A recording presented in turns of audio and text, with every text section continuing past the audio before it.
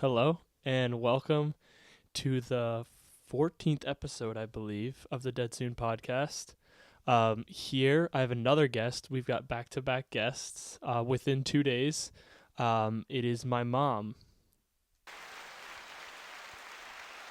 And there's the round of applause that I've just discovered. And if you could introduce yourself, mother. Thank you for the round of applause.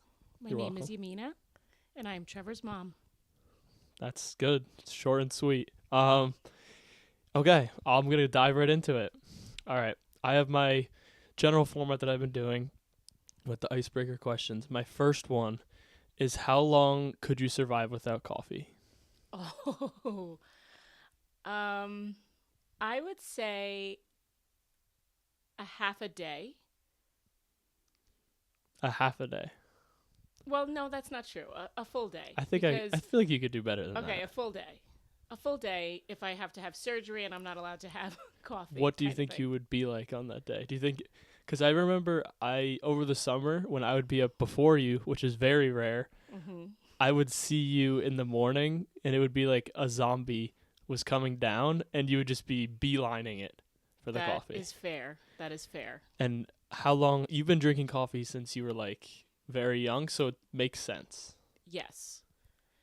In a Cuban household, you had your café con leche, which is basically a latte type of thing. So, yeah, at a pretty early age, I was drinking coffee. Okay, gotcha. That's a good first one. I know I chose coffee because I know it's a big part, and where you're known for just all your family is all big coffee drinkers. It's true. It's true. And I think I would be just on the quiet side if I didn't have it. That's fair, because you're up early anyway, so it's a good boost. It's true. If I had to give up coffee, just side note, I would probably have to be one of those people that would get up, put on my sneakers, and start walking or do something. Natural coffee. All right. Yes. So my next one. So I know you've told stories about like random animals that you had in the house growing up. Mm-hmm. Are there any notable ones? Because I feel like I heard you say you had geese. Yes, there were geese. I would love to hear about the geese and about any other animals. Well, we had goats, geese, and we had like 8 cats, 4 or 5 dogs, Classic. gerbils, and that kind of thing. Okay. Yeah, I'm trying to think. It was a long time ago. Well, what was it like having geese? I feel like geese are a little nasty. They were pretty nasty. And they actually, I don't even know the person who owned them, if they were nice to her. I'm trying to think. Probably, but I don't think in general they were nice to anyone. So they weren't your geese, but they were in the house because you guys were... Correct. They were outside, and in order to go to like outside one part of the house to the other side, you had to try to get by them, and it was sort of a a chance you took to try to run before they came at you.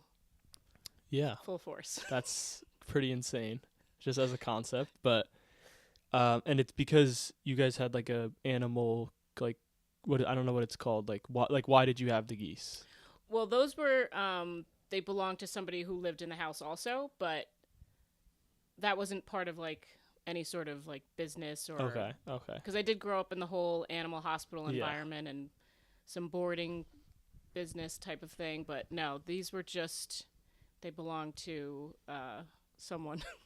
And the goat was just same situation? The goats were Grandma and Uncle Lenny's goats. Okay. I mean, I Gotcha. guess they were all of our goats, but... Did you like the goats? You know, I don't think I loved the goats. One of them I think was a little nasty, and I just was probably intimidated by them, so I tended... And they were full grown? Yeah, they were full grown. Okay, now I'm having flashbacks of remembering Grandma bottle feeding them, or at least one of them, maybe Billy the goat. Good name. We'd have to ask her, but I think she might have had Billy from baby. Wow. Yeah, that's I mean, both of those are notable. I would say the geese is the most notable. It's pretty crazy.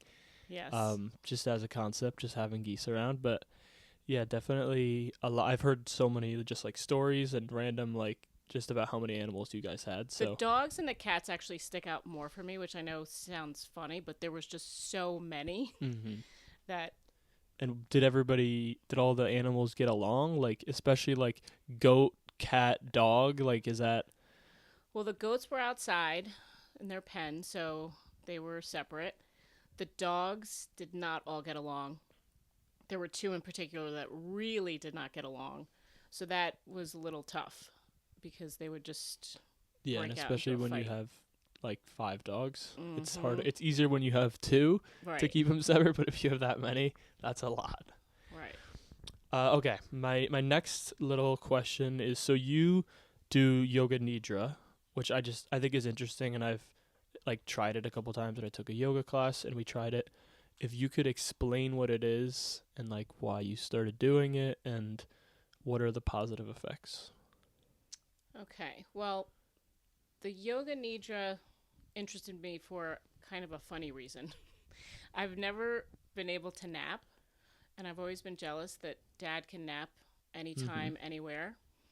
And when I first listened to this type of meditation, which is what yoga nidra is, the You way can bring the mic a little bit closer the too. way that they you basically just it's like you're asleep without being asleep. Like your body goes to sleep. You just lie down and basically go through a body scan. And that body scan and being still really relaxes your entire body. And then sometimes you might stay awake and just be very relaxed, or you might fall asleep.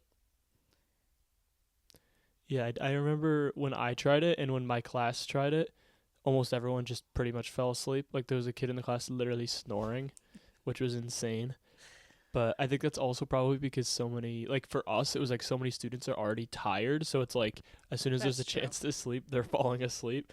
But I do remember like our teacher would like do like the body scan and then kind of be like kind of walking us through some kind of thing, like being like, oh, you're walking through like a trail or something. Um, and I don't, Most of the ones that I've done, I know there are ones like that. I haven't really experienced those very much. It's more going through like the body scan hmm type of thing. yeah, I do think it's interesting, and it is like it seems like it's effective for you. Like it does like feel like you. I feel like I've seen and been told that it feels like you were asleep for like longer than you were. Definitely. I mean they say X amount of time doing that type of meditation is like the equivalent to an hour of napping. Yeah. I feel like I don't really know that much about hypnosis, but I feel like it's almost in that family where you're sort of in a healthy, good trance. That makes me think of when my freshman year at school, we had a hypnotist come in, and the guy was just like a con artist where he just like played an audio track and that was it. And he just had us lay down on the ground, and it was just like that. It was literally like now that I think of it, it was literally just like a yoga nidra thing, but like he wasn't even saying, he just played a video.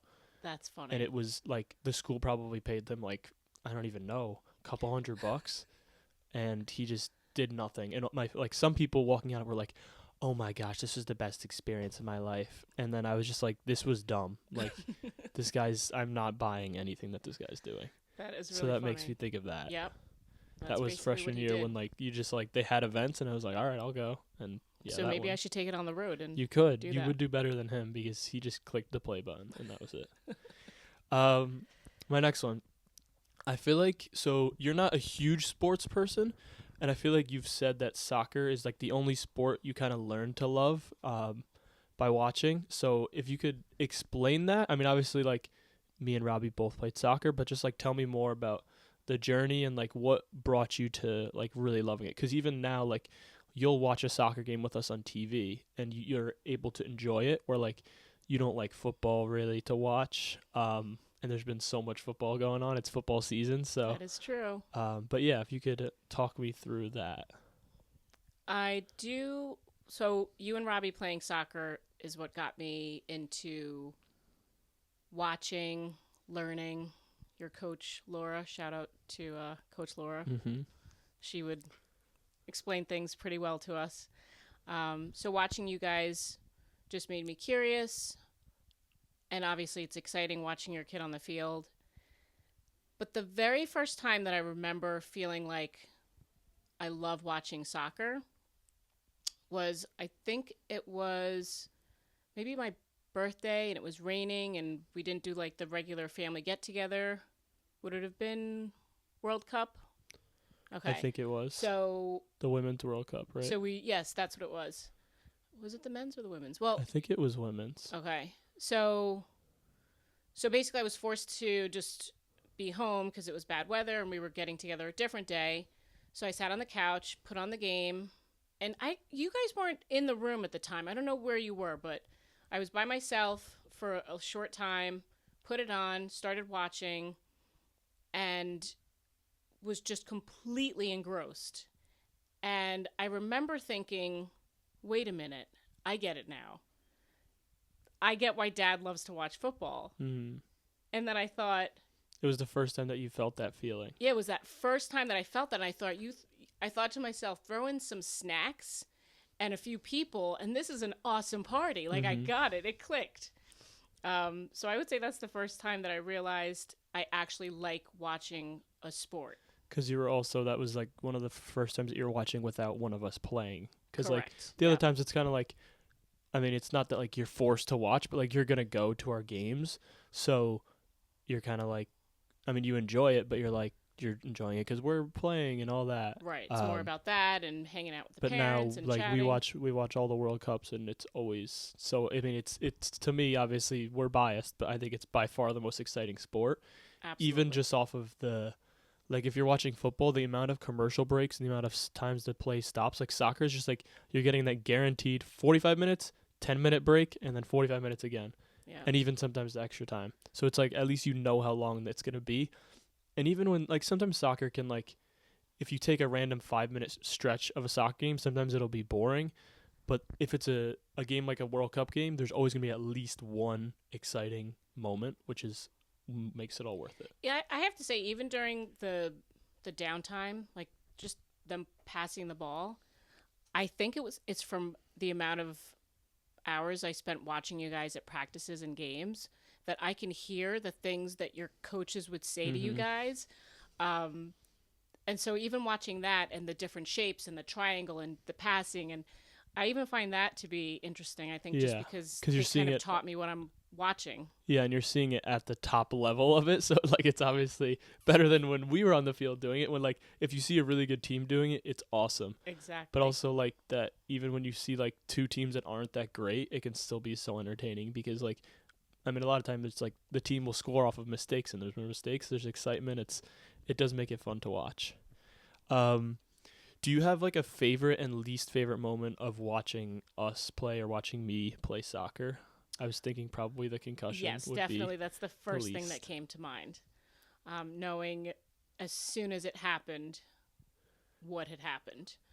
So I would say that would be the worst moment. Well, what was that experience for you? Because I remember it from my perspective a little bit. So I remember you jumping up, and then I remember seeing you on the ground. Mm-hmm. And then I was surrounded by parents we were very friendly with, and they were trying to be like, "Oh, he's fine. He's going to get up. He's fine." And right away I knew, and I stood up and I started walking towards the field because I knew that it wasn't going to be good. That you were. Yeah. I jumped up for the header, and the kid next to me shoved my legs, and I flipped over.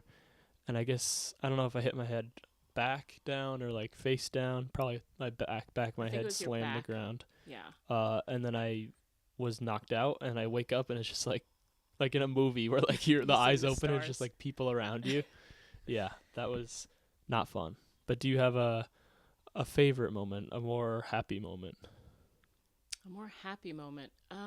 Well, actually, there's also a funny story about the concussion thing. The fact that the athletic trainer, it was an away game, and the other athletic trainer checked me, even though I had just been knocked out on the ground, slammed my head into the ground. He checked me and said I didn't have a concussion. The one there. Yes, Yeah. I do remember. I So remember then that and calling your coach the wrong name. Yep. I called him Mr. Columbo. Yep. Yes. That too. That was great. And then we drove back. We drove to my high school, and then my trainer was like, yes, he has a concussion. Like, it was so obvious. Yes, it was a very I knew that I needed to take you Get a second opinion. away right away. Yeah. So, the best. It's really hard for me to say.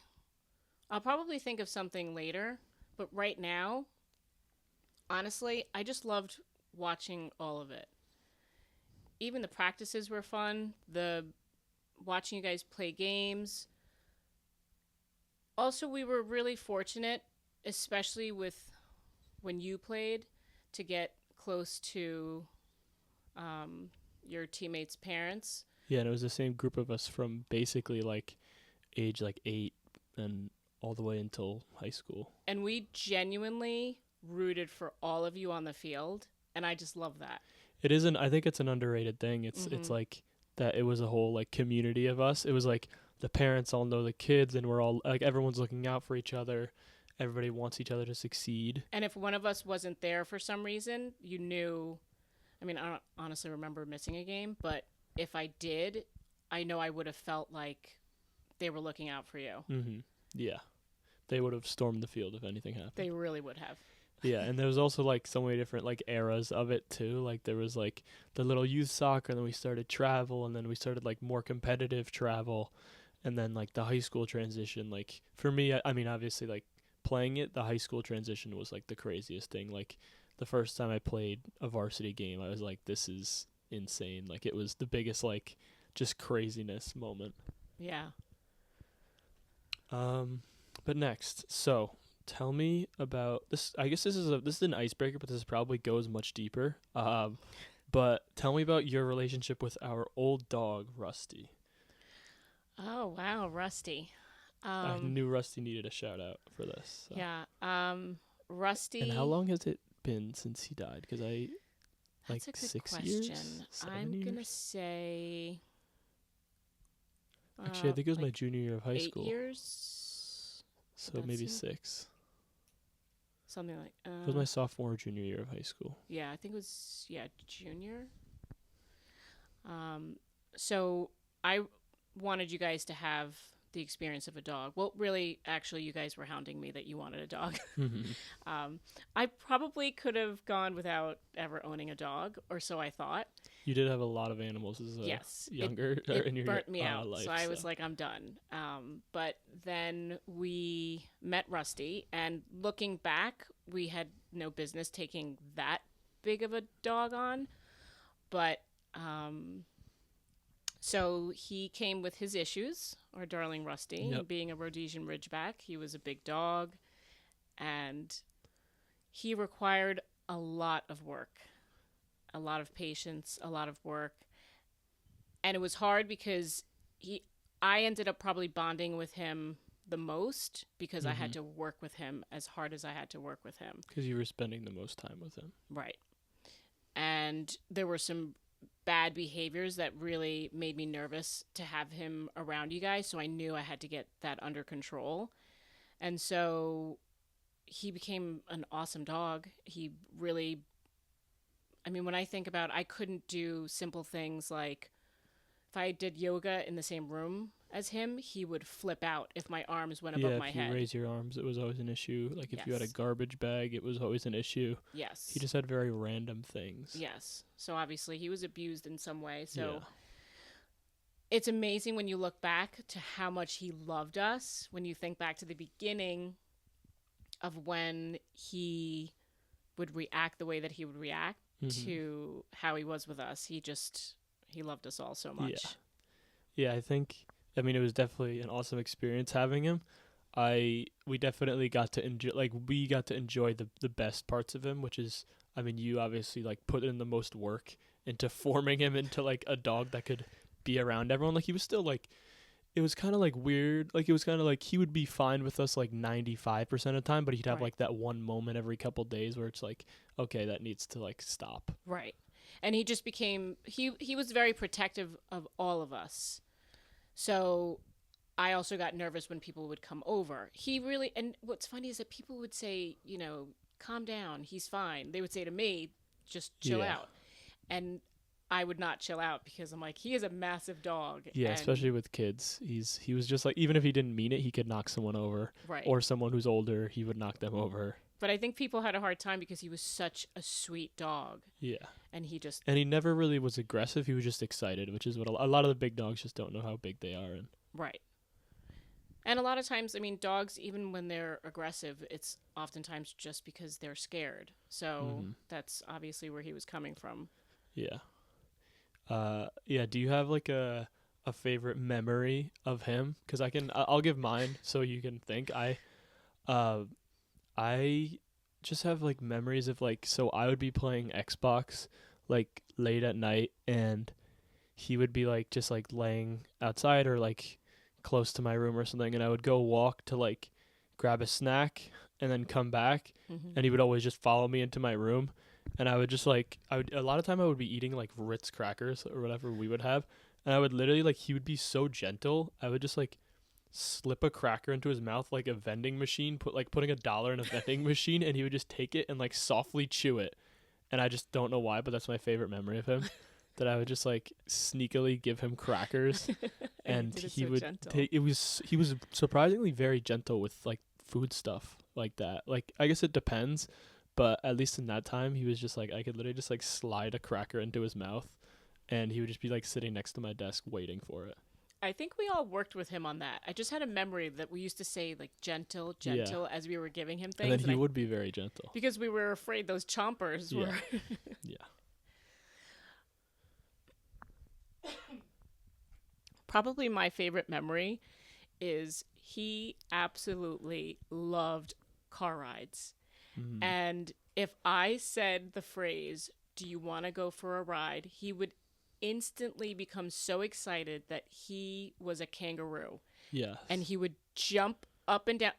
I've never seen a dog do this. It was like a gallop jump. A gallop jump in place. He was a kangaroo, and he would just do that over and over and over.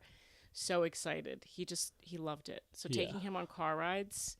It was a lot taking him, because obviously he's so huge and he takes up the entire like trunk. Yes. But yeah, it was on rainy days when I couldn't walk him because I wanted him to get that energy out.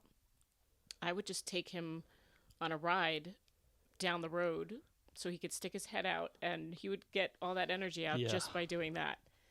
He would also sometimes bark his head off as you try to pass by someone with a dog or always. That was something that never really went away.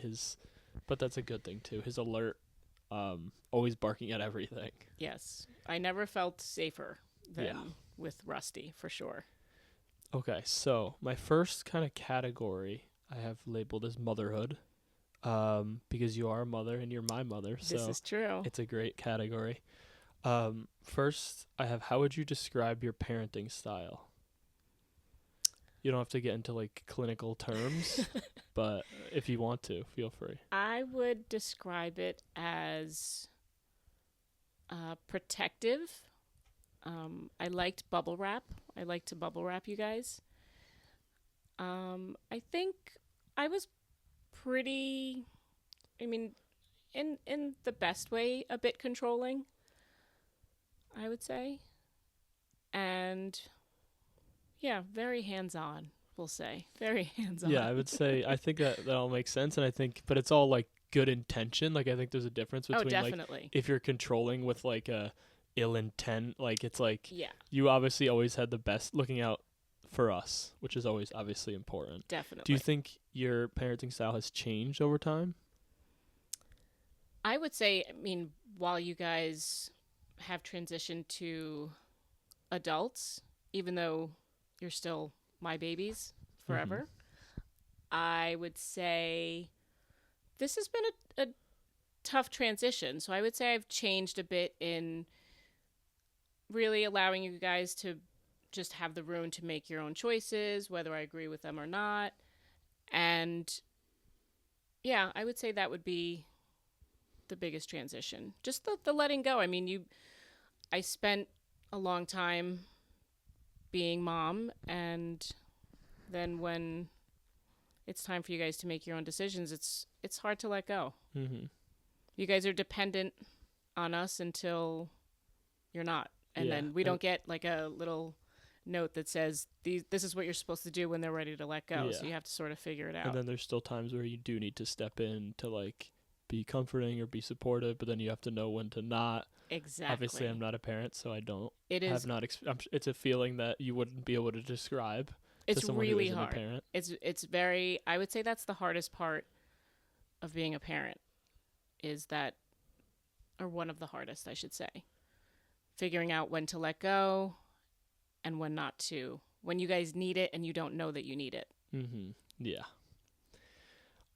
This next one, so I've on here talked about how, like kind of just like school shootings in general, like very much impacted me, especially as a kid. I'm sure so many people my age, like it's just like that idea of it is just it was crazy, and especially like, I was in 4th grade, when the Sandy Hook shooting happened, like 20 minutes from where we went to school. And I know we've talked about this, but how did you approach talking about that to me? Because I know that as a concept is like impossible, basically. Like you're explaining that someone went into a school with no, like, really no like motivation and just shot a bunch of kids. So how did you explain that to me?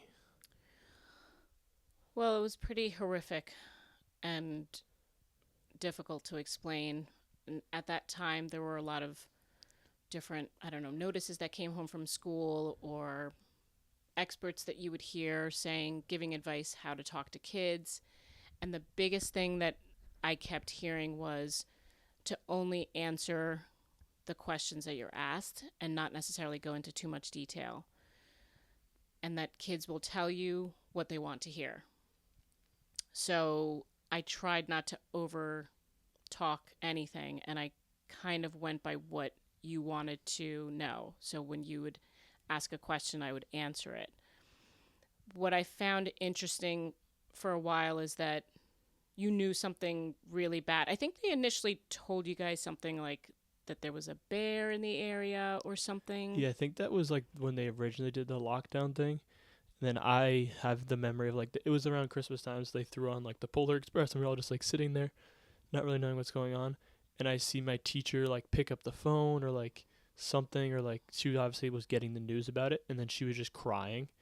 And I was like, to me, I was like, okay, if a teacher is crying, something is very, very, very wrong. Right. Just because like I don't know, it's something like I can still see her face like crying, like it's like something that really stayed with me.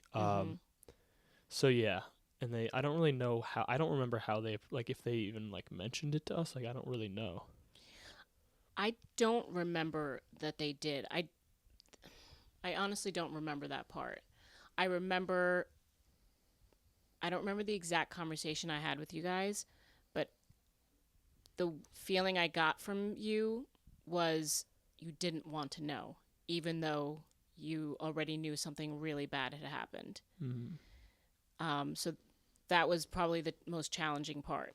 What kind of questions were we asking, or me, or was I asking, do you think? I mean, maybe if you don't remember, but I don't remember, but it was sort of like you were wanting to be inquisitive, like you would say things like something really bad happened, right? And then I would say yes. And then I would wait for the next question, like, well, what was it? And you would just look at me, and your eyes said you didn't want to know. yeah. So I remember that more than anything. It was like I probably just didn't want it to be true. So if I didn't hear it, then it didn't happen. Right. And you probably had a sort of respect for me that if I didn't say it, it didn't happen. I don't know. Yeah. Like your mom, just in general, like your mom, if your mom says something, you're like, oh my goodness, Yeah. that's, that happened. Yeah. Does that make sense? Yeah, definitely. I think, yeah, it's, I'm sure, an impossible thing to explain, and it's something that it is insane that it's still happening to this day, and that it's been like, I don't even know how many years since, like 10 plus years, Yeah. and that this problem really hasn't been solved, which is pretty insane Yes, as a it really concept. is. My next one is what's something you wish you knew about being a mom before you became a mom? Oh, wow. Something I would want to know before becoming a mom. I think it's better that we don't know how hard it is. Yeah. Actually, that's the first thing that You comes could to also, I mind. mean, if you want to answer this, it could be like if you got a piece of advice from someone that you like kind of looked back and you're like, oh wow, that was really good advice. Well, I think there's an expression. I'm probably going to butcher it, but basically, the days are long, but the years are short. I think it's something like that. That is very true. When you're in it and you're going through a phase with a child that is not a fun phase, it feels like it's never going to end. And that goes from infancy, toddler, teenage years, all of it. It feels like it's not going to end. The tough parts. And looking back, it goes so fast that you really have to cherish even those really trying times. Mm-hmm. Not that you gave me that many, Trevor, No, because you were just I was perfect. close to So perfect. Very close. you wouldn't know that, but yeah, I was Yeah. perfect. So, Yes. all right. Was there a moment like what was your like wow, I'm really a mom now moment? Like if that makes sense, like you were like, okay, this is like real, if you know what I mean. Like it's like something happened where you're like, "Oh wow, like I'm responsible for a human life" or something like that. I mean, each time they let us leave the hospital with a baby, that is the Mhm. feeling. I felt like, wait, you're not going to make us sign something that Mhm. says we're going to be able to take care of this human being. I still don't understand It's a how low that barrier of works. entry. You know, you walk into the hospital 2 people and then you walk out 3. I feel like there should be some sort of quick class, Yep, paper to sign. but nothing. So I would say, yeah, That but you were nothing. just 100% fully responsible Yes. very early. Like it's like it feels like I'm sure it feels like this child should be here longer. Yes. But yeah. Yes. Definitely. They let you go way too soon. Should be like a week in the hospital. Yeah. Just But then they taking some charge you training. $500,000, Yes. so maybe not. that is true. That would be bad. So my last parenting based one probably goes a little bit deeper. How did your relationship with your parents influence how you decided to parent? Well, that's easy. The opposite. Yes. So I grew up in not the best environment, and I decided pretty early on that I wanted to be a certain kind of mom. And there was actually a certain, I don't remember what you and Robbie were doing, but there was something that you guys were um, just being boys and you were fighting with each other about whatever. And I was having a bad day and I ended up yelling at you guys to stop doing what you were doing. And I think I yelled pretty loud. And the look on both of your faces of just pure terror. I'm sure you don't remember it because it literally happened that one time and then that was the end because seeing that look on your faces reminded me of the feelings that I had growing up and I never wanted to see you guys have that face again. And it was Mm-hmm. that from that moment forward that I knew the kind of mom that I wanted to be. And I never wanted to see that look on your faces. Now, it didn't mean that, I still was, on the strict side, but it wasn't There was never yelling. exactly. It was not yelling. It wasn't, just that sort of. Yeah. Like you always like set the tone, but you didn't do it aggressively. It was kind of just like there was an expectation, Right. and at least like the expectation made sense. Like it was like something that we could wrap our head around. Right. Where like there wasn't any like unnecessary things like that. Yeah. Exactly. Exactly. So I'm gonna move into kind of like career and balancing. Um So what do you do for work, and how did you get into it? So for work, well, number one, being a mom, Yes. that's a full-time job. And but I proofread for court reporters. And the way I got into it was when you guys were old enough for me to start thinking about doing something. I wanted to do something from home, so I started looking into what legit things there are to do from home. There really weren't very many at all. And I came across a course for proofreading for court reporters, which was a pretty new.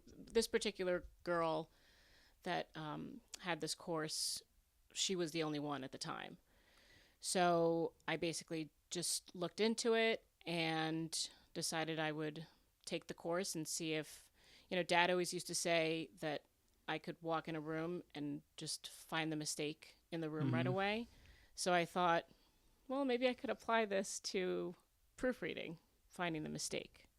And it definitely worked out. Mm-hmm. I do like finding mistakes.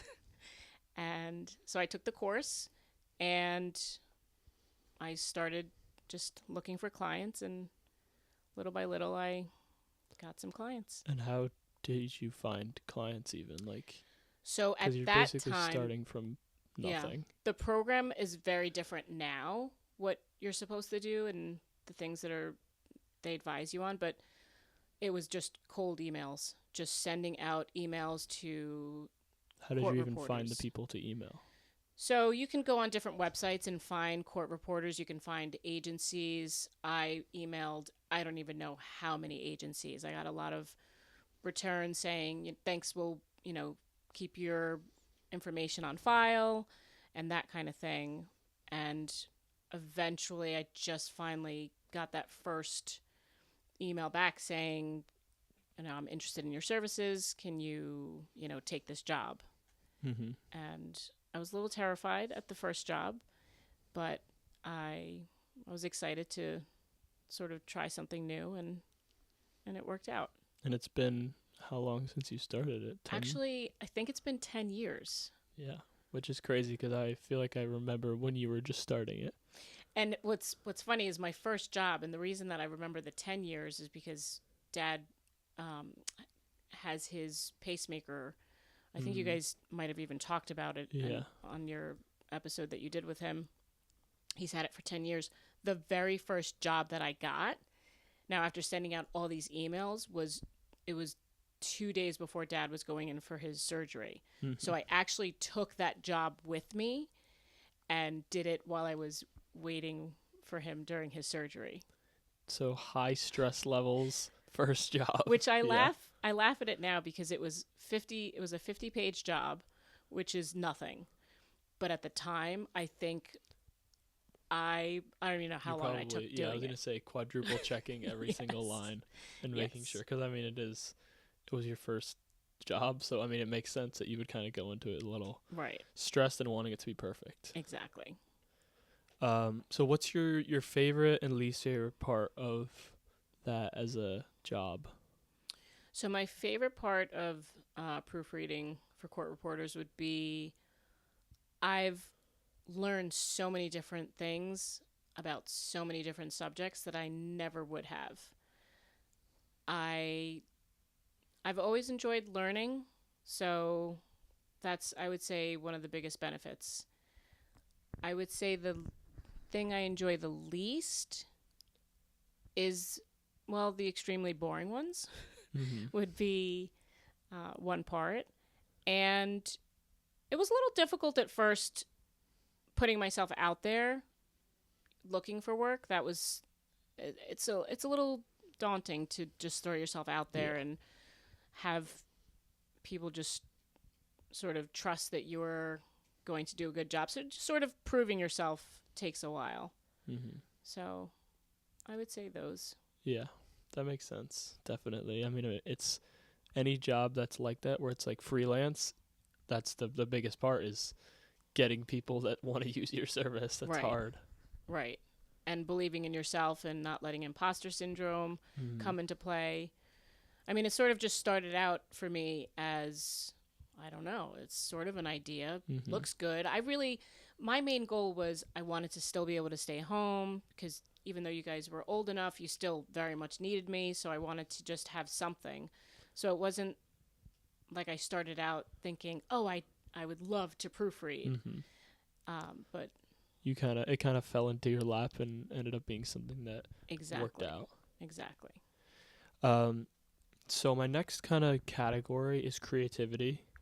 How important is creativity in your life? And like, I guess I feel like you've been recently, past couple years, been getting way more into it. Like, did you, what made you realize that you knew you had to at least be doing something creative to like feel at your best?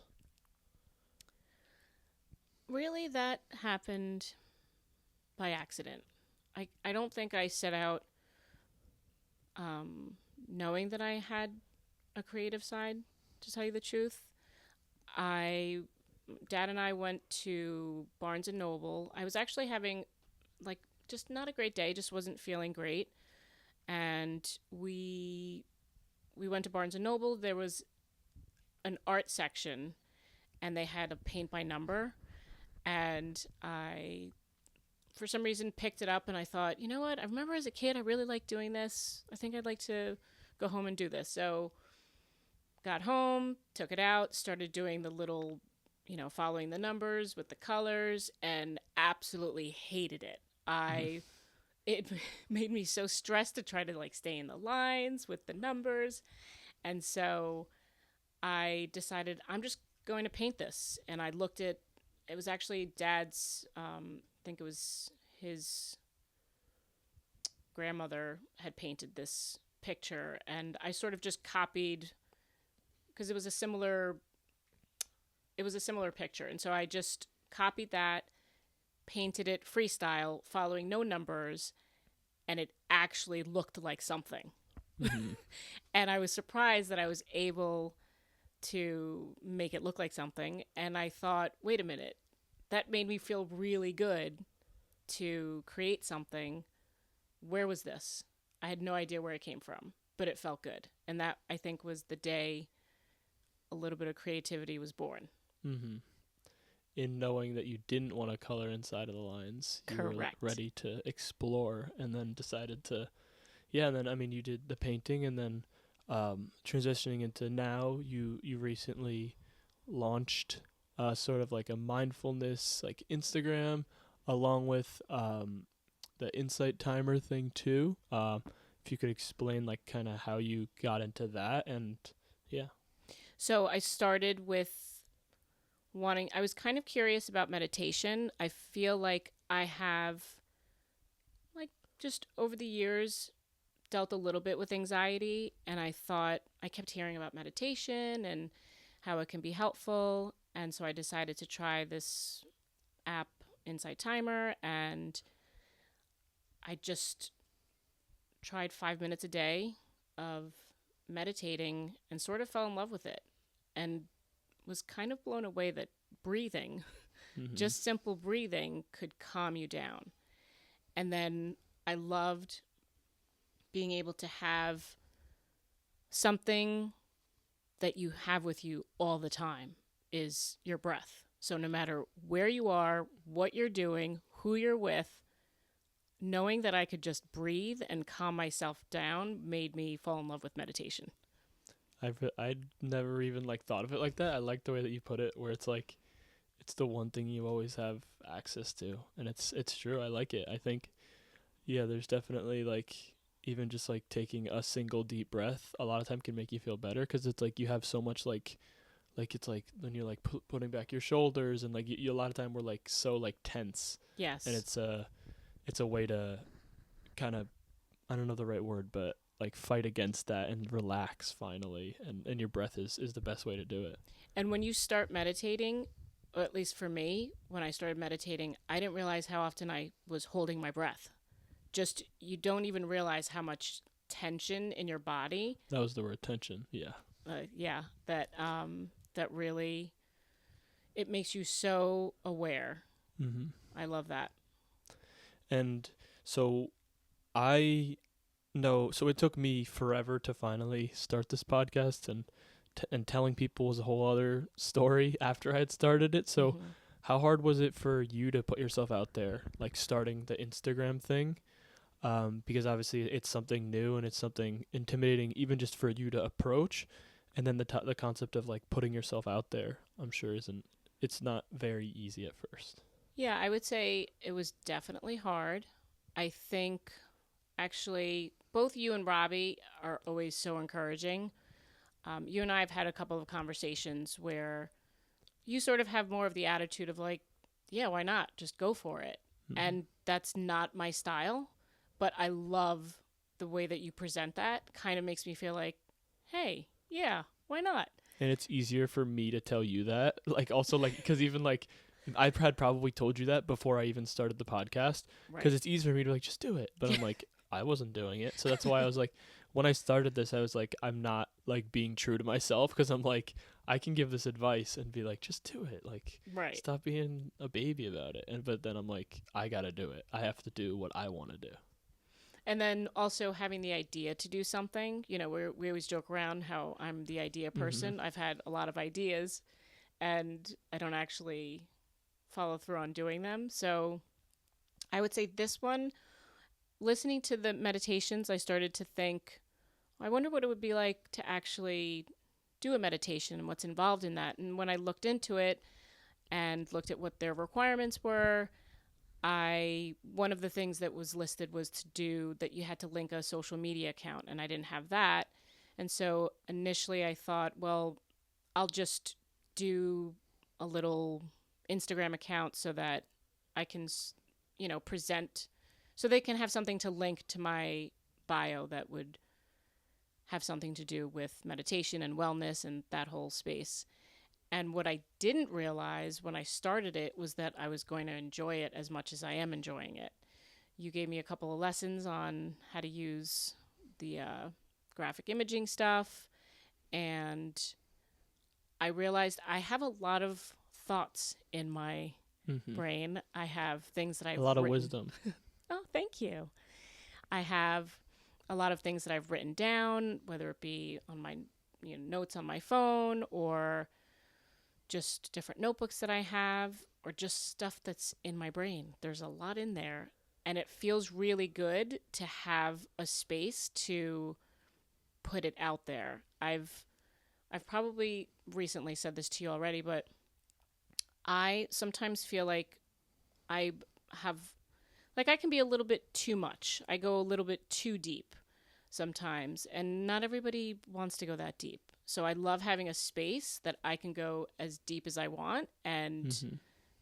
you know, people are either going to like it or read it or not, but it doesn't matter. It's somewhere for me to just get to express myself. And that I fell in love with that part of it, and it wasn't like I said initially, it was just to be able to link it to the meditation application, Mm-hmm.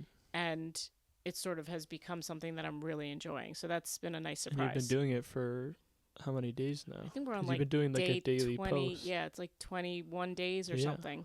And you can shout it out if you want. What's the name? Like the name? Oh, it's Mina's Mental Pause Yes, on Instagram. on Instagram. And Yes. I like the you were talking about like how like you had all these ideas in your like notes thing, because that like I like makes me feel better, because I have also just random ideas. Like I will have a random idea for like, oh my gosh, like this could be a TV show, or like this like, or I just have like a thought about the universe, and I'm just like I'm gonna keep this in my notes because I know nobody would want to hear this, so I'm gonna put it Yes. in here because I'm like this is an interesting concept, and I know I have so many random notes on my phone that I could scroll back and be like, what does this even mean, like what was I talking about? But it's like I think you could find out a lot about someone just from their notes That is and very like their true. random ideas, because it's like unfiltered ideas that they have. That is very true.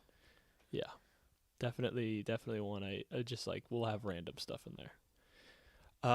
Yeah, keep So writing them down because you just never know. exactly. That's how I Um, started. Also, I'm been writing a book for I don't even know how many years. true. That too. And that started with just a little note on my phone, a little idea I had, and it was Hmm. sort of born from there. Yeah, And it's someday I might actually finish it. it's true. I mean, it's I feel like it's good having projects like that, and it's also like you have a couple different creative outlets now, which is nice. Like you've discovered the things that you like, which a lot of people don't know what they like, so it's nice. It's a good thing.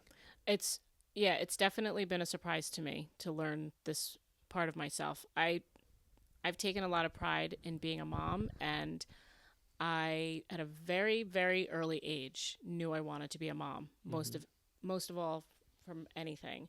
And once you guys got old enough, I started realizing, wait, there's still stuff that I There's more should or life. could. Yeah, there's more life. And so it's been nice sort of playing around and discovering different things. Yeah, and I think it's like admirable that you're still trying to explore and find things that you like, because like a lot of people will just like sit there and be unhappy, where you're actively being like, oh, like I want to try this, I want to try this, and that you're fine just like trying it and just getting started with it, which is obviously good. Like it's like just started this and I was like, I don't really know. I literally in my first episode was like, I don't really know what I want this to be, but I'm like every single like there's always those motivational videos that'll be like you'll see a clip of someone and it'll just be like just start whatever you want to start, and Mm-hmm. it's you need to do it. So Yeah. that's definitely that's I've been holding that as like an important part of me, and it's obviously a good part that you have too. Yeah, that's good. I think turning 50, that definitely is a piece of it. Mm-hmm. A milestone. Yes. So my next little category, we're gonna do what does this word mean to you? Um, I'm gonna give you there's 5 different words, and I'm gonna go through them one by one, and you can kind of just either tell a story or just like what it means to you. Doesn't have to you don't have to go super in depth. It could be super quick, or you could go further into it. Okay. My first one is control. What it means to me? Yeah. Everything. um it's something that I've struggled with. But I love that I'm getting it under control. Nice. But that was definitely something that I struggled with. I think just my upbringing just made me always it made me learn to be hyper alert and aware and in control of all things. And I've had to teach myself that it's okay to not control everything, and the world will not fall apart without me Mm-hmm. controlling it. And that's been nice. And I think for you to like if I was like trying to analyze it from your perspective, I would think like because your childhood was very hectic and you had a lot going on that like you felt like you weren't in control of a lot of stuff. So like when you could have control of something, you were like, I need to have control of it. And also like then as you're growing up, you want to have control of stuff because you saw how you didn't like some parts of like not being in control. If that makes Definitely. sense. Definitely. Yeah, I think I also uh I mean, just we learn behaviors from our parents. So I think Right. I definitely have like learned that, and like I can be very like I need to be control of some things, but then some things I'll be totally fine. It's like random and weird how like the mind works, where like I'll pick up some things from you guys, and then other things will just be like random. Right. Yeah. But yeah, I definitely think I that was it's big for me because it's like I stress about the future, and I like would think about something in the past and be like have like regrets or like um just kind of knowing the things that you can't control is definitely very important. Yes. And if you learn that now, you are way ahead of the game. I see a lot of myself in you, but I see you being so much smarter about it and getting things so much quicker in the good way.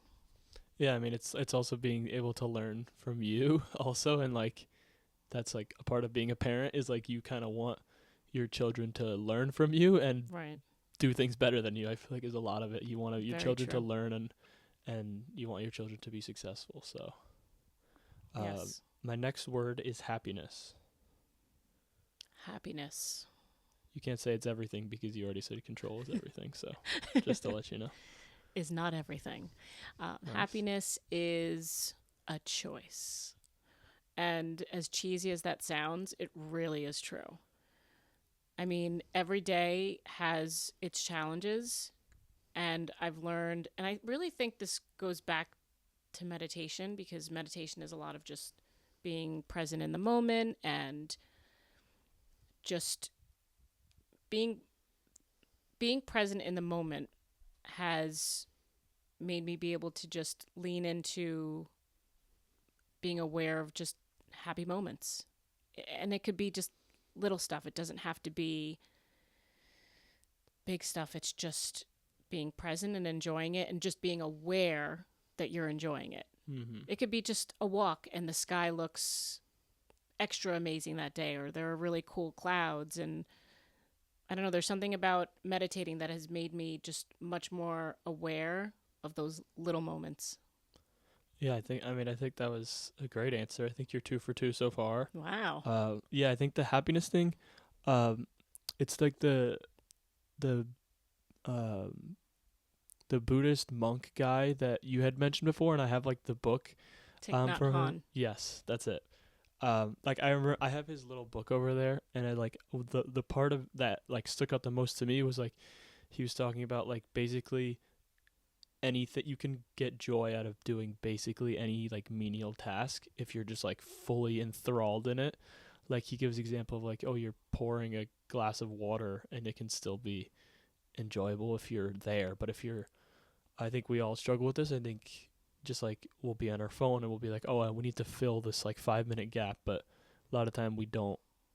We just like end up filling a gap with more craziness, and you don't like have time to just be present. That's actually, it's funny that you mentioned about filling a glass with water, because maybe this is even where I got it from.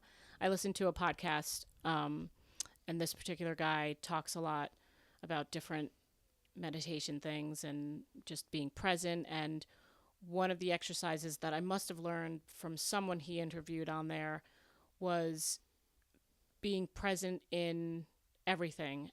And I discovered that there were moments where I was doing things like, washing my hands or filling the water pitcher, and I was just, my mind was racing, almost trying to fill the water pitcher as fast as I could, which it's only going to fill up at a certain speed because it's just water coming out.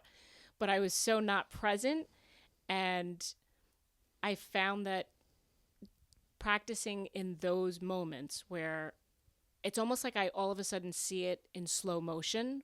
I catch myself now when I'm rushing that I'll stop, see it in slow motion, see myself in slow motion, and it slows everything down, and I am immediately calmer while it's filling with water.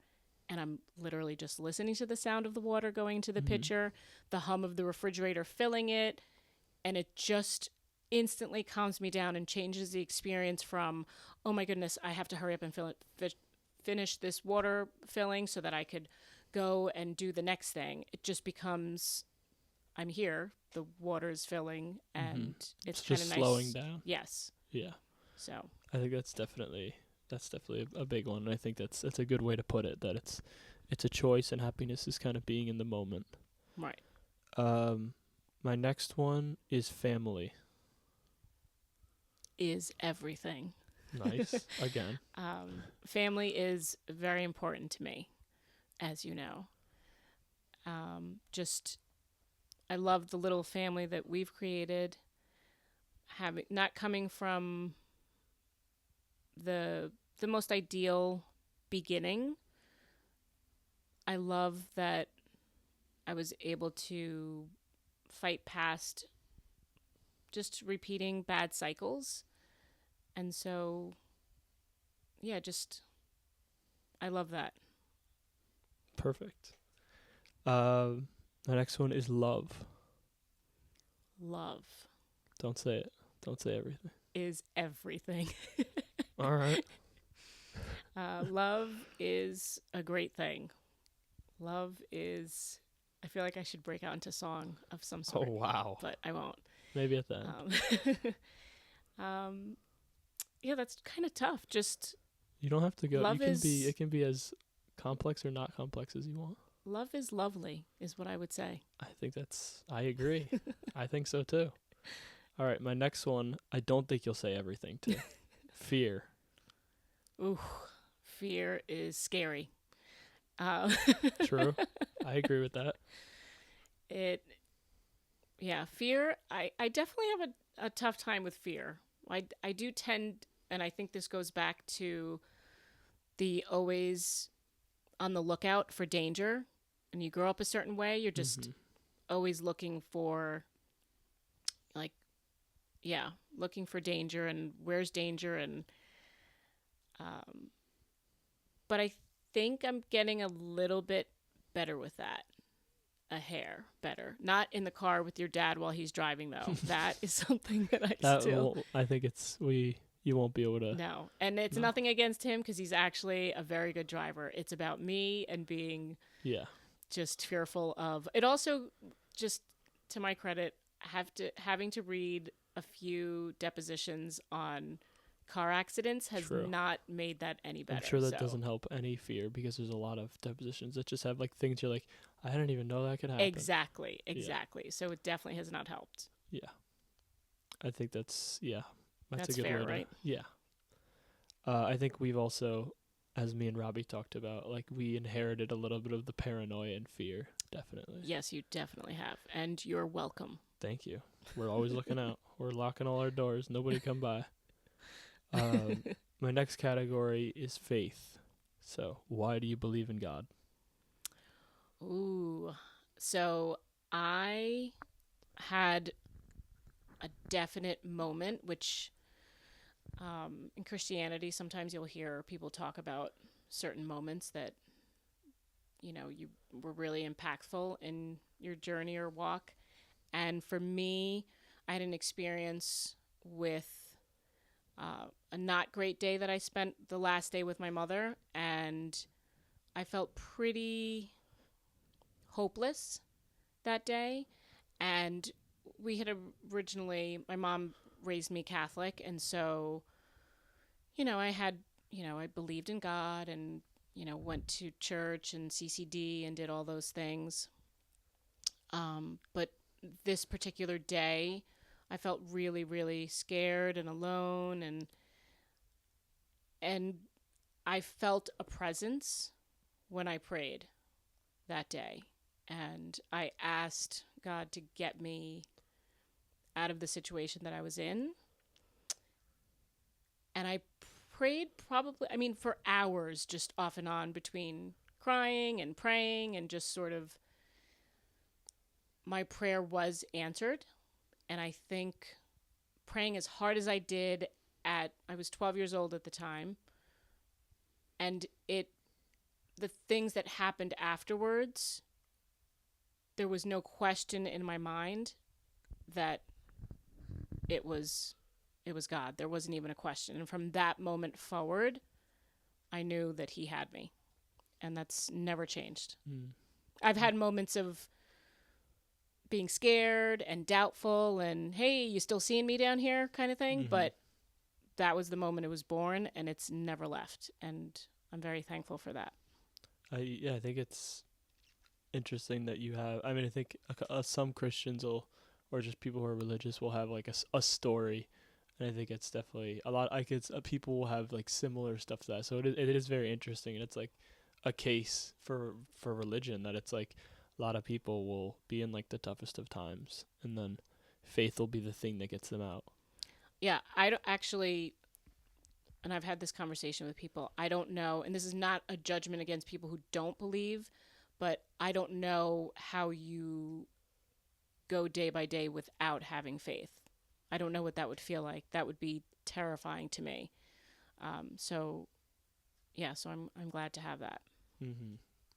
Yeah, I think going off of that, I think that's one of the parts that I think it's like having faith is easier sometimes in the sense of like no, you are knowing and believing that there is like, even just if you're thinking about like death becomes a lot easier with faith because it's like, oh, they're in a better place.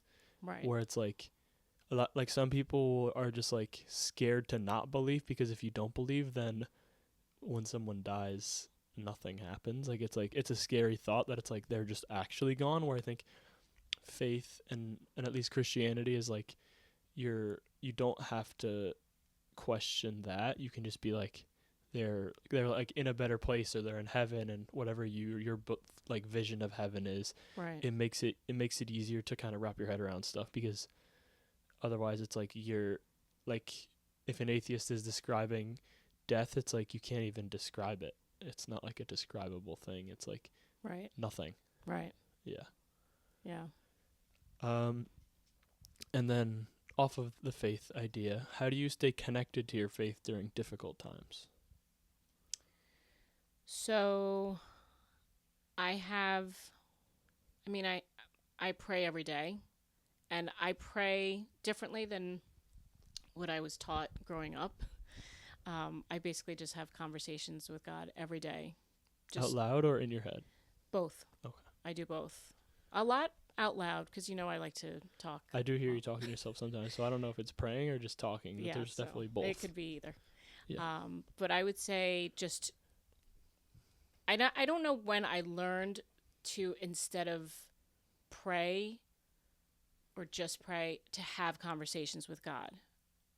But that, I would say, really carries me through. It's just sort of like he's here every day with me, and there are some days that I'm just, thankful for things, and that's the kind of conversations I have with him. And then there are days that I'm like, what's going on here? What's your plan? And I question him. I'm not afraid to just talk to God in the most comfortable way possible. It's a pretty intimate relationship for me, so I can go to him with everything, and that is just a really cool, freeing feeling.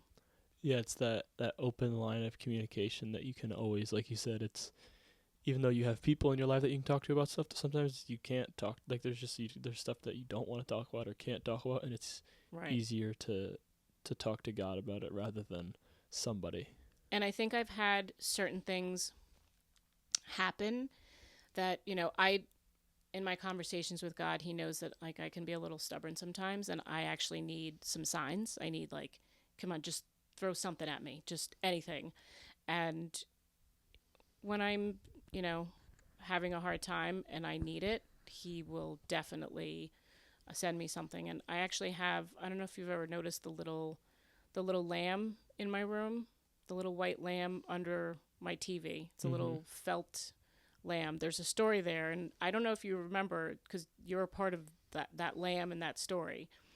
I was having a really difficult time with something, and actually, at the time, my niece was had a professor that she just had a close relationship with, and had shared some difficulties that she was having, and was talking about just different.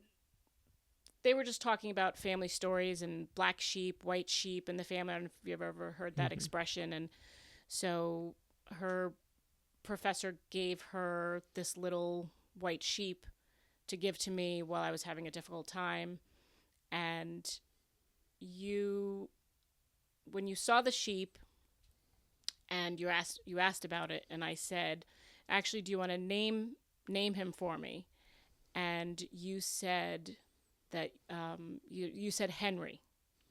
And when I told my niece the story, because I was just got a kick out of whatever you naming him Henry, she sort of was speechless for a moment, and I was like, "What's going on?" And she said, "My professor's name is O. Henry."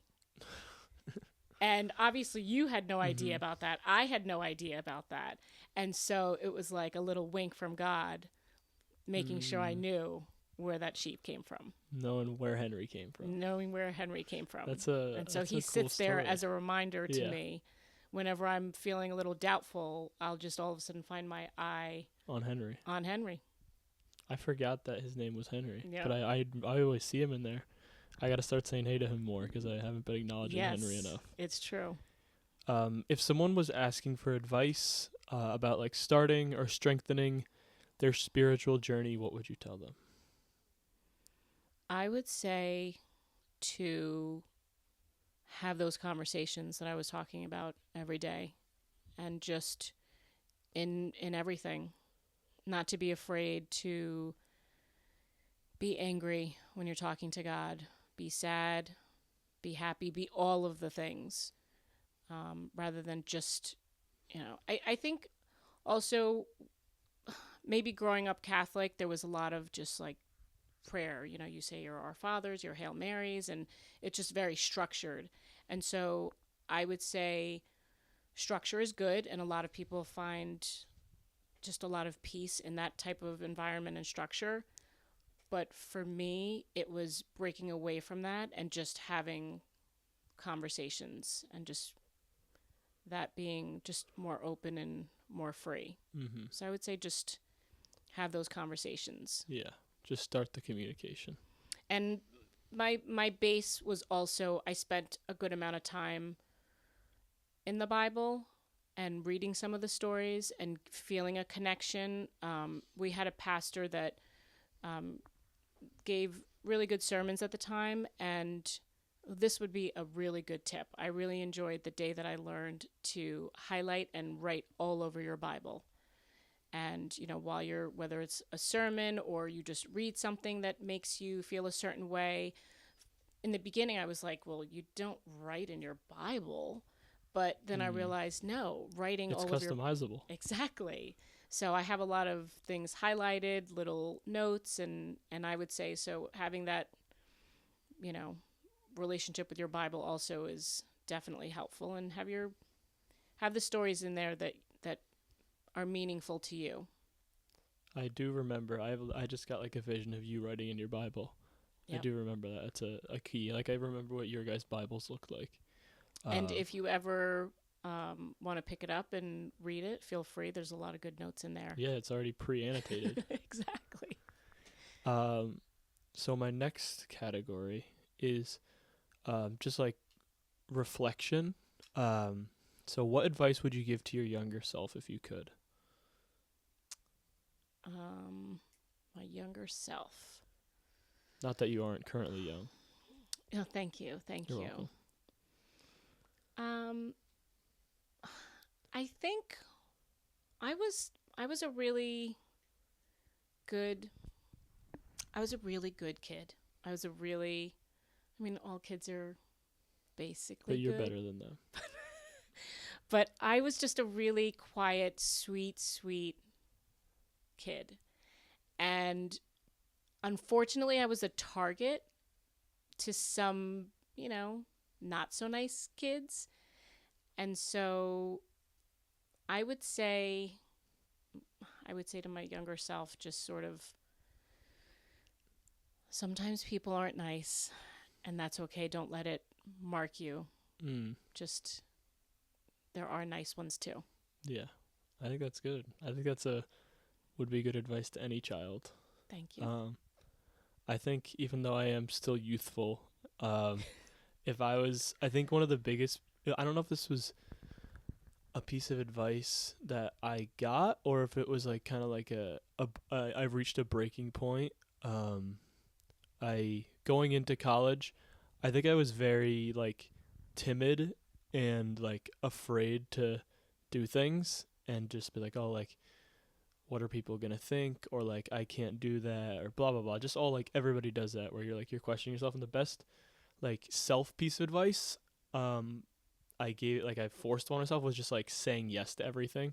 I remember when you said that to me. Like me, who is very shy and scared, entering college and just being like, I need to say yes to everything, definitely changed my life. Like it's the reason I met my girlfriend. It's the reason I did a lot of things. It's kind of like that idea of like even just like finally starting this podcast is just like, it's funny because it's literally Nike's slogan, but like just do it is like just like you have to force yourself to do it. Like even if you feel uncomfortable, obviously like there's things that I haven't said yes to that I'm like, that's a terrible idea. But it's like most things, like if it's a 50-50, I'm like, I'll just do it. Like it's just like I think it's the idea of not wanting to live with regret. Yeah. That definitely was a change or a turning point. I remember when you said that to me your freshman year, and I was so impressed that you were doing that. And it was really, really good for you. Yeah, I definitely think so. I mean, I've had a great experience in college because of that. So. Right. Well, since I just spoke on the idea of regret, what's a regret that you have? I think now that I've been tapping into my creative side, I think I probably regret not leaning into that a little bit sooner. But, it's funny because me and Dad were having this conversation a couple of days ago. And, he said, well, I basically made being a mom an absolute full-time job. I mean, I was really in it. There was nothing else. And, he kind of pointed out that's the kind of mom you wanted to be, and that's why they are the kind of kids that they are, because you went at it that way. So if you had made room for those other things, you might not have been able to do what you did with them. That's true. If you were spending like 12 hours a week violining or something, then that would, I mean, I would probably hate that in general if it was a violin. I don't know why I thought of that, but Saxophone? Would that be okay? No. No instruments. Okay. Yeah. That's a good point that like there's always like there's no point. I think I bring up the topic of regret because it's like an interesting topic, but a lot of the time there's kind of no point having regret with a lot of stuff because it's like, I mean, we can't change it. So it's like it's like the idea of like, oh, like people are like, oh, I wish I like started running or going to the gym like 5 years ago. I'd be in such good shape. It's like, okay, but 5 years from now you could be in that same shape. Like that idea, like it's like, right. It's like it prevents people from doing it because it's hard, but it's also like you got to just start. Right. So my the last category I have is like the closing / questions from others. So most of these are shorter. If you could only watch one movie or TV show for the rest of your life, what would it be? And Dad did kind of cheat on this, but not, because he was like, well, he gave like 4 different options, but he said it could be any one of these. But you could do that, or you could just give one and follow the rules. Like, it's fine. Okay. Well, I mean, Everybody Loves Raymond is such a classic. He also said that one, so that'll be good because both of you guys answered that. Yeah, we put it on every night as we're falling asleep and put on a sleep timer. So that's been for I don't even know how many years. We sometimes will throw one show in between sometimes, but for the most but you part, always go back to Raymond. It's very comforting. Even when I was sick a while back ago, when I could have watched anything, I ended up watching that. There's something that's just very comforting. It's such a classic show. Everyone should be watching. Everybody Loves Raymond. And movie, I know you said one, but now I'm going to cheat. Since Feel Dad free. did, I'm going to. I don't watch movies over and over at all. This is a thing between me and Dad. I mean, it's harder. He can watch anything over and over. Over and over. But I think movies, it is harder because like TV shows, you're getting like Raymond. There's like, I don't know, probably like 8 seasons or something. Right. So there's a lot. But if there's one movie that I have watched over and over, it's probably actually the only movie I've watched over and over, because usually it's just a one-time thing to watch a movie. But What About Bob? Classic. That is a good one. Highly recommend it. We haven't watched that in a while. That is a good one. My next one, what part of your life do you most enjoy? Now. Oh. Now? Yeah. Well, I mean, I still love being a mom. That's just always a part of me. It's a good answer. So, especially with us as children. I mean, obviously. Yes. Yep. So that's just a big part. And I'm enjoying kind of getting to know this other side of me that is experimenting with different things. So that's been kind of cool. I like it. My next one is hitting you with your own classic question that you love to ask. Do you know what it is? Yes, it's going to be the 5 people to 5 dinner. 5 people, dead or alive, you'd bring to dinner. In parentheses, I wrote, your favorite question. Okay, so this list changes over the years, time to time.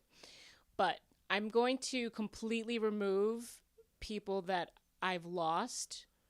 I think that's fair. They could be at the other table. Yeah, they're going to be at a different table, because that would be, Tia Kuka and Grandma Eileen would absolutely be at that table. So we're going to take those. They can be having a dinner together, and there can be a translator between them. I love so this they can idea. Communicate. Okay, so 5 people. Bruno Mars, because... Nice. He's going to get everybody dancing. Dad said the same exact thing. Next, I would have Oprah there for sure because Nice. she's Oprah. I don't really have to say You don't have much. to say anything else. Then Wonder Woman. Wow. Do you know the classic original Wonder Woman? Probably not. Don't think so. She was a big childhood favorite for me. She was everything to me, Wonder Woman. So she's going to be there. And she's going to be wearing the Wonder Woman. Yes. I'm assuming that everybody you named, like Bruno Mars is wearing all silk. Oh, yes. Everyone's wearing what they Definitely. always He wear. has a hat on also. Yes. A big hat. Yes. Yep. Oprah, she could wear whatever she wants. She can, yeah. And then, so we have 3 so far. Okay. So we're going to bring Jim Gaffigan because I like he's it. hilarious. And I have to have a comedian. I That's agree. the one that changes for me sometimes, but Jim, he's pretty solid. I think you need a comedian there. And I feel like agree. he knows how to do clean jokes also, and you never know you don't know the everyone will. environment. Yes, exactly. So Jim's going to be there. And then, this is number 5, right? Yep. I'm going to bring, okay, I'm going to cheat a little bit. So I'm going to bring Dan Harris, who is, it's the podcast that I listen to. Yep. Because I've learned so much from listening to that podcast about meditation. And he also has a really interesting story to tell. He was an anchor man, very well known. And he had a panic attack live on air. I think this is going back 10 years ago. And that is sort of what made him turn towards the whole meditation wellness world. And he has awesome guests on. But what I also like about him is that he's just so real that while he has this side to him that's just all about meditation, he's also so real. And even just signing off his Instagram little videos where he says inner peace, mother bleepers. And that just, to me, I feel like that's very you. Yes. I could see that. Yes. And that's what I like. There's many sides to being human, and I like people who just sort of aren't afraid to show all of it. So he's going to be there. But if anyone is sick, substitution, and can't make it, I'm having Pink there because she is a cool chick. She can be with Grandma and Tia Kuka at their table, but if someone gets sick, then she can rotate in. Okay, perfect. I think they would like her. That's I like that lineup. Great, thank you. Thanks for asking. Of course. I had to ask your question. If you could choose to have a superpower, what would it be? Ooh. Because I feel like I have, for some reason, not heard you answer this question. I want to be invisible. I feel like that's a common one. I would agree with that. Why not? I think what would you do invisible? I would just go and listen to everyone's conversations. That's good. I was going to say rob a bank. Oh. Well, I'm nosy. All right, we could both be invisible and I could rob banks and you could eavesdrop on people. I also would like to fly. That would not be... You can't choose to. Okay. So, sorry. That's it. If you could leave one piece of advice or wisdom for future generations, what would it be? So if you're thinking let's say I'm going to make this into a weird situation. Every single person for the rest of humanity, when they turn 18, they receive your piece of advice. Oh my goodness. No pressure. Yep. Wow. Did Dad or Robbie get this question? That's confidential. Wow. Okay. Everybody for the rest of humanity. And if humanity dies out, it could be your fault because you didn't give good enough advice. Okay. What about something as simple as you're going to be okay? Whatever it is, you're going to be okay. And this too shall pass. I like it. I think that's good. I think we'll survive a couple of generations at least with that. Right? Okay. Thanks. And then closing, what's a goal that you have for 2025? A goal is to keep going and discovering all the creative sides that I've tapped into, including continuing to write the book. I really would like to become more disciplined with that. I yeah, I would basically like to just lean into my creative side and discovering parts of myself that I didn't know were there. So I like it. make it a year about me. True. Yamina. Yes. Nice. And then my last thing that I've asked everybody, how long do you think we've been going for? Dad was like 2 minutes off, which was crazy. Robbie was like 20 minutes off, so let's see if you can get second place. I'm going to say 1 hour and 18 minutes. That's good. That's second place. We're at 1 hour and 25 minutes. Wow. Good job. So Oh my now Robbie's goodness. guess seems kind of bad, and Dad's was really good. So, Sorry, Robbie. Nanny. but yeah, that's it. This is the 14th episode concluded. That's already 4 episodes this year. Yeah, Wow. thank you for joining. Thank you for having me. This was Of course. an honor. And I'm going to close out with this. Thank you for listening, and goodbye. Bye.